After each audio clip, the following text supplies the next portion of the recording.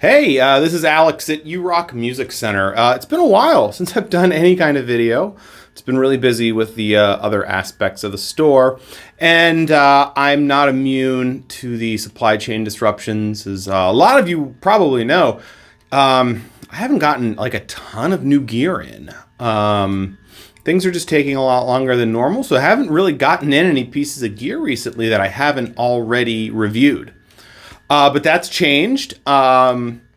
So I re-upped with a company that I had dealt with previously.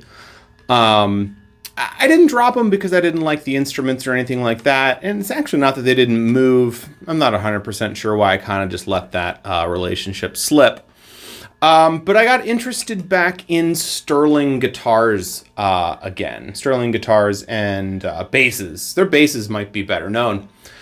But today, I'm going to show you this Cutlass CT50.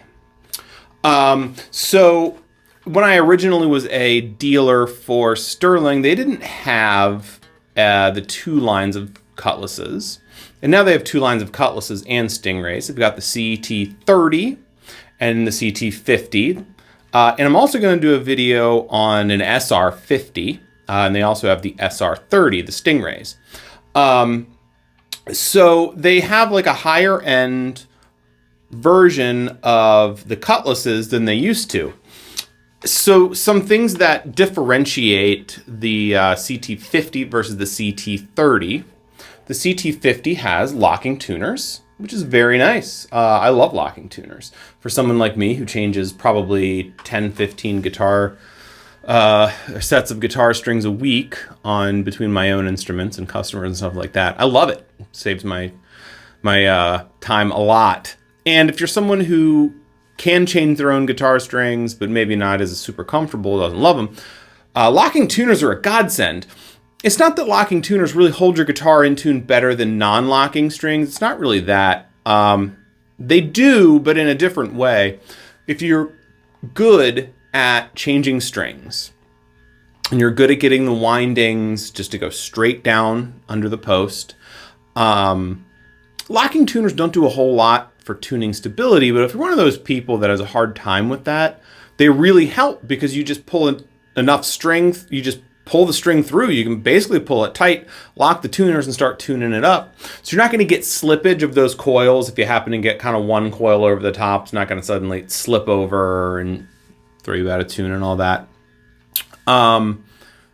So I love locking tuners. They're a little unnecessary. You don't absolutely need locking tuners.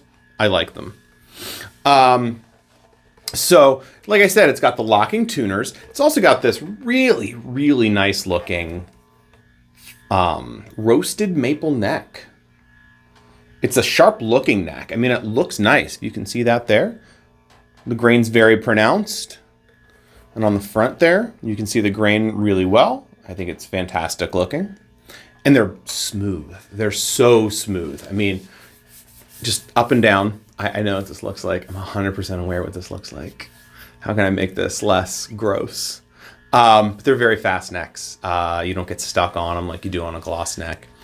And it's a great alternative if not someone like me, if you believe that the sound of the fingerboard has much of an effect on the guitar, and if you like maple, well, and you don't want to deal with high gloss maple, roasted maple's for you.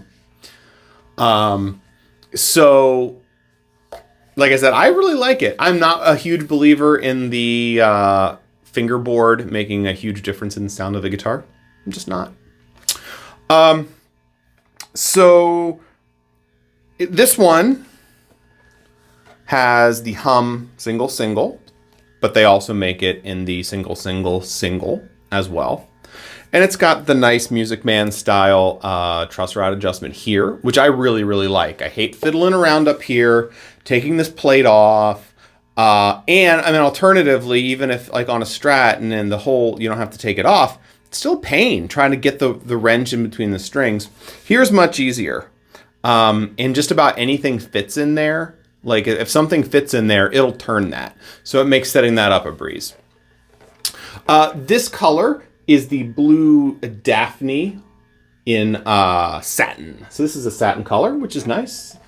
I like satin. Satin doesn't show fingerprints and stuff. so I don't have to go around and polish all this stuff hanging on the wall if someone wants to try it and doesn't go home with it. That's a bonus for me. I don't know if that's going to be a bonus for you. I don't know. I'll know you.